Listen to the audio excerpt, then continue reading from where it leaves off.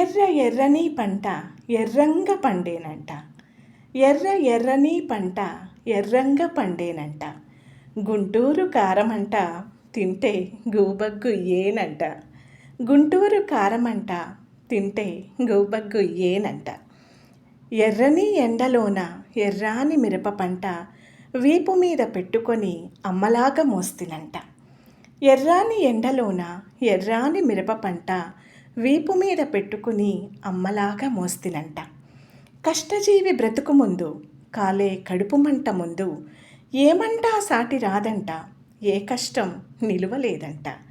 కష్టజీవి బ్రతుకు ముందు కాలే కడుపు మంట ముందు ఏమంట సాటి రాదంట, ఏ కష్టం నిలువలేదంట.